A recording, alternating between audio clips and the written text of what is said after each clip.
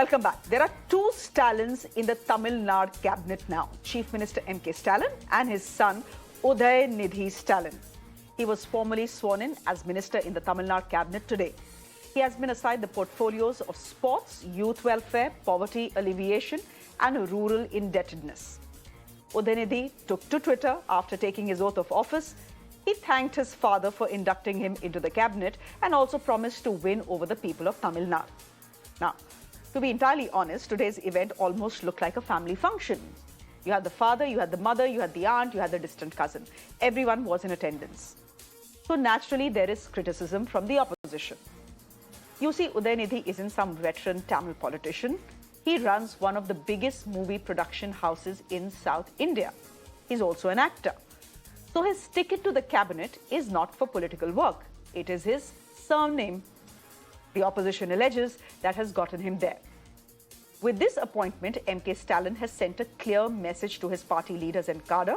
After him, Udhayanidhi is expected to lead the DMK. If you think about it, the Chief Minister's own experience was quite different. M K Stalin was always relegated to the shadow of his father, former Chief Minister M Karunanidhi. Stalin became an MLA in 1989, but it was only in 2006 that he was given a ministerial berth. But Stalin, the father, doesn't want to keep his son waiting. Udhayanidhi was elected to the assembly in 2021, and 1 year later, he has become a minister. Listen in to what he had to say after his swearing in. Responsibility. I see it as a responsibility. When I came to, when I was given the responsibility of the youth wing secretary, that was a huge responsibility. So I'll do my best to fulfill the responsibility, and for all the sportsmen.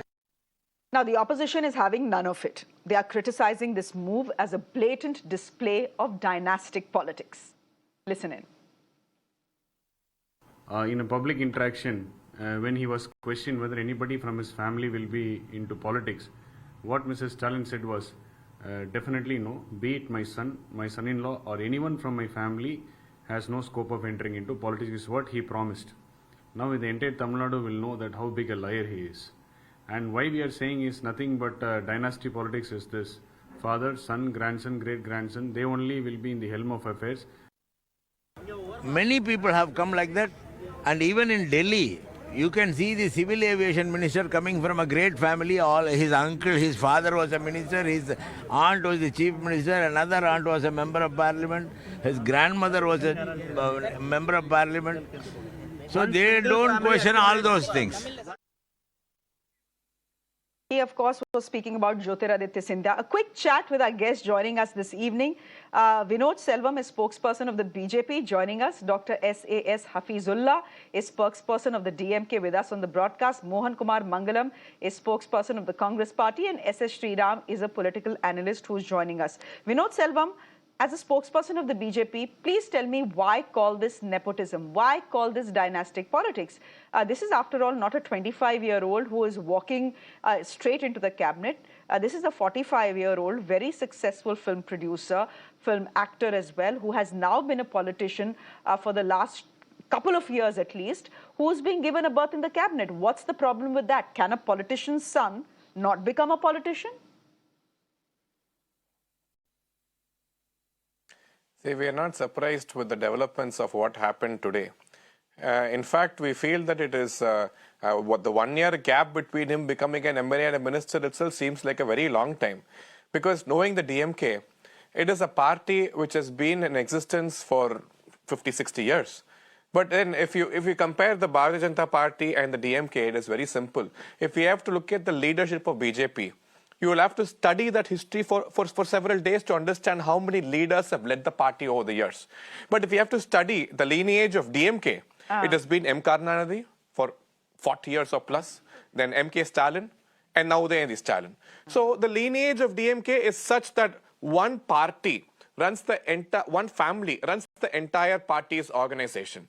It is a clear-cut example of the dynasty politics, which our Honorable Prime Minister has been saying time and about. We need to put an end to dynasty politics. We don't live in time of a dynasty. We live in time of a democracy. We need democratically elected people to lead organizations, to take the state to a better position. But today, as you said, a part-time politician, Mr. Udhayanidhi Stalin, he was busy in movies till almost last week. He was in a shooting schedules till almost last week. He signed up a movie with Mr. Kamal Hassan almost about a month back, and they were advertising about it. So a part-time politician who has hardly visited his constituency, I can challenge him to tell the names of the streets in his constituency. Today he becomes a minister. And it's what else do you call it? Apart from calling it dynastic politics, what else you name this kind of a development? There have been several people who worked for years together in that organization, and they've all stayed there. They've all just stayed there. Elevation in DMK is a big question mark. Democracy in DMK is a question mark. And they can never talk about social justice. BJP's last state president of Tamil Nadu was from the Dalit community. Can the DMK ever elect a member apart from the family to lead the organization? Can they ever have another person, though they might have talented people? Can any one person, any of the MLAs, any of the senior leaders, can they ever lead the Dravid Munnetra Kazhagam? Is a question they need to ask themselves. Don't throw BJP, that challenge, we've been democratic. We've had people from all walks of society to lead the organization. Because the BJP had the same commentary and narrative about the Congress party, and I look what can throw happened. the challenge at DMK. Ultimately, at Mr. any Kharge point was of time. selected, na? At any point of time, I can throw the challenge to DMK. DMK, not a single member can lead that party at any point of time. I can challenge them. Are they willing to take up the challenge? Are they willing to handle the mantle to another person apart from these three? Is a question they need to ask themselves. Dr. Hafizullah, answer the BJP spokesperson. Can you look beyond the family? If charges of nepotism are being made, it's for good reason. Look at the family tree. Look at the lineage. See, coming about the lineage, we are very, very proud of the lineage which the DMK is having. Okay, from Anna to Kalaignar to our Talaivar today and to Udhayanna, we are very, very proud of the lineage. So we don't have a problem in the lineage at first point. The cadres of the party are also very proud of the lineage. So we don't find an issue in this. Maybe if Vinod Selvam is not happy with the way my party is functioning, that is why he's outside the party. He's in the BJP. He's happy to accept an imported IPS officer from Karnataka into Tamil Nadu within 1 year of resigning from the service to accept him as the president of Tamil Nadu state BJP. I have a problem in that. Why should an IPS officer who just came out from the service within 1 year have been made as the president of the state? That is the way your party is functioning. Where is the democracy in that? How many of the Tamil Nadu party workers or cadres were consulted before appointing Annamalai as the state BJP president? So everybody has a way in how they function, how the democracy of the party is. It is for us. We know what is good for the party. We know what is good for the future of the party. So we don't want, there is no need for us to look beyond the family for the leadership. It is my party internal democracy. People who have accepted this line are in the party. We are having general body meetings. We are having working committee meetings where we discuss all these issues, and we find that Talaivar is fit to lead the party and Udhayanna is fit to be a minister. He said, let him come and check. Udhayanna is always in the constituency. Let it be any disaster or anything. He's here, very much here. Then coming to the nepotism, as if BJP, who's R S Bommai today? R S Bommai's son is Basavaraj Bommai. Why did he make him up the chief minister again? Don't you have anybody else in the party? Anurag Thakur is an example of nepotism. So BJP, the Indian system has a culture of family involvement in politics, in business, in bureaucracy, or wherever you go. That is there. That is the nature how Indian system works. And time and again, because I said that, it does not mean. I know I will give you an example of Surya Shiva who has joined BJP. Madam, DMK has kept him out of the place because they know what he is fit for. BJP took him and gave him the power. Today they know what is the situation. We know who, just because somebody is born to somebody in the DMK, we don't give them positions. You have to earn this position. Udhayanna contested in the election. It is the people mandate which made him the MLA. It is not like how Jaishankar is being elected through Rajya Sabha and made the minister. Nirmala Sitharaman hasn't faced the election. He is a cabinet minister. We don't choose that way, madam. We go to the people. We say, see, he is your candidate. He is going to fight for you. He is going to be there for you. If you like him, if you approve of him, vote for him, he will serve for you. That is what happens. So he might be a successful producer. He might be a successful actor, but he is a full-time politician. Mr. Sriram, he is a full-time politician for very long. Dr. Hafizullah has a point. For very long. Mr. Sriram, Dr. Hafizullah has a good point. Has a good point. Good point Mr. of what? Udhayanidhi Stalin has, after all, he does have the mandate of the people. He has won an election. Yes, he's a first-time MLA, I give you that. And he's hardly been an MLA for 1 year. But he has the mandate of his people. No one And denies that. if the government of the day decides that this is how we want it to be, then this is how we want it to be. Fair enough. No one denied that, but there are multiple MLAs in their party who are two-time MLAs who have still not become ministers. That's where the question comes in. I fully agree that it is an internal party issue. My only observations or what I see the reason for him to come into the cabinet is the resounding reception that Mr. Annamalai has got amongst the youngsters in Tamil Nadu has probably rattled them. So they obviously needed Udhayanidhi to come in to probably counter Annamalai, which is going to be a tough task. I also see another reason 2026 can be a distant dream for them to come back to power. So probably this is the only time left to give him this kind of a position of, I'm sure just another 6 months time, he will be made the deputy CM, citing his performance.